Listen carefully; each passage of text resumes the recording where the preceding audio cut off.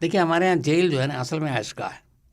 अगर एक अच्छा जो भी कैदी क्रिमिनल उसके पास पैसे हैं तो आप यकीन मानिए, मैंने आंखों से देखा है, करीब 20-25 जेल घुमा हूँ, वहाँ पे आपको जो चाहिए हर चीज़ हासिल है, बल्कि बाहर में शायद आपको ना मिले।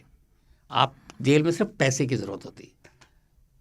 ऐसे से इनको जानता हूँ मैं, एक नाम नहीं लूँगा इस वक्त, ठीक नहीं होगा, एक बहुत बड़े गैंगस्टर या क्रिमिनल कहें यूपी के, तो वो जब भी जेल जाते, अब तो खैर परमानेंट जेल में, अच्छा। पहले की बात बता रहा हूँ, कुछ 15-20 साल पुरानी, तो वो दिल्ली भी आए तिहाड़ पे, यूपी के भी अलग अलग जेलों में। तो जैसे ही वो जेल पहुँचा, नेक्स्ट डे उसका एक बंदा है, वो कोई ना कोई एक क्राइम करके जेल में पहुँच जाएगा, और उस बंदे का नाम भी उसने अपने नाम के हिसाब से अल्फ़ाबेट के हिसाब से रखा, क्योंकि अपने देश में जो अलग जेल है उसमें कैदियों के लिए अल्फ़ाबेट का होता है। जैसे अगर शम्स है तो एस नाम के कैदी जेल नंबर 1 में जाएंगे, है ना, टी नाम के, अगर नितिन है तो एन नाम के 5 नंबर में जाएंगे। तो अगर मैं शम्स हूँ तो मैं किसी एक अपने ही श्याम को मैंने रखा है, तो अब अगले दिन वो एक क्राइम करेगा, चाहे किसी पुलिस वाले को थप्पड़ मार दे, मारने की जरूरत नहीं, पुलिस वाले ने कह दिया इसने ये करा, उसको उठा के सीधे जेल। अब वहाँ जाकर वो उसके लिए खाना बना रहा है। तो ये चीज़ें हैं जेल के अंदर। एक मैं और नाम नहीं लेता, अभी मैं सिर्फ पिछले महीने की बात बताता हूँ। एक 27 साल से एक बहुत बड़े डॉन जेल में बंद है।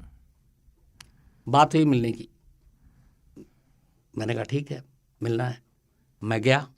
तो ये कि किससे पहले मैं शुरू में उससे पहले सोचा था कि थोड़ा बीच में वकील आएंगे, कुछ होगा, कोर्ट की परमिशन लेनी पड़ेगी।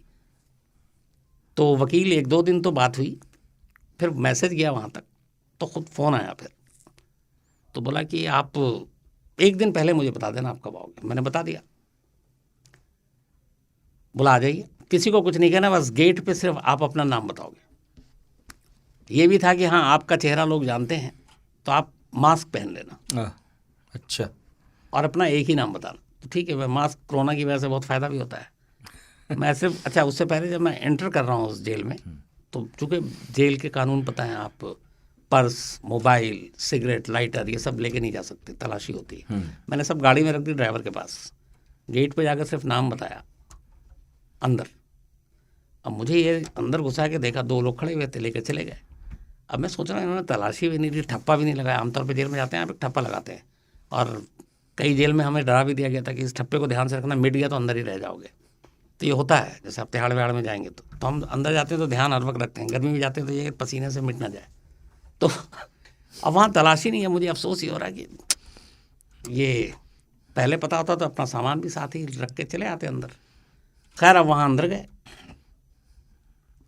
अब वहाँ पे ये था कि आपको ऐसा लगेगा कि जैसे जो पूछा जा रहा है कि नाश्ते में क्या लेंगे,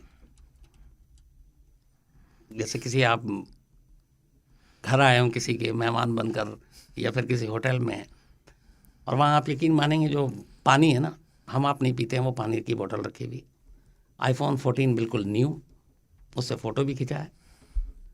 और मतलब जो चीज़, मैच चल रहा था इत्तेफाक से उस दिन, ये T20 वर्ल्ड कप,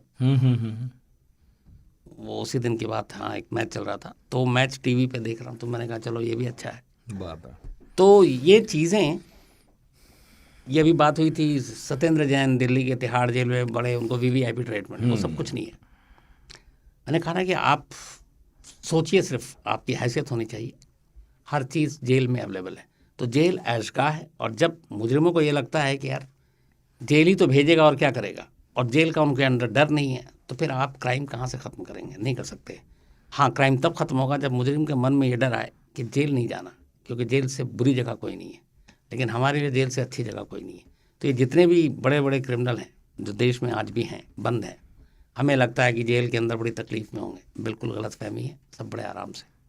फिर क्या फ़र्क है जेल के बाहर, जेल के अंदर? कुछ नहीं, बल्कि मैंने तो कहा, एग्जाम्पल दे रहा हूँ, आप ये पूरा केस स्टडी का एक विषय है कि जेल जाने से पहले जो क्रिमिनल छोटे थे, जेल जाने के बाद बहुत बड़े हो गए।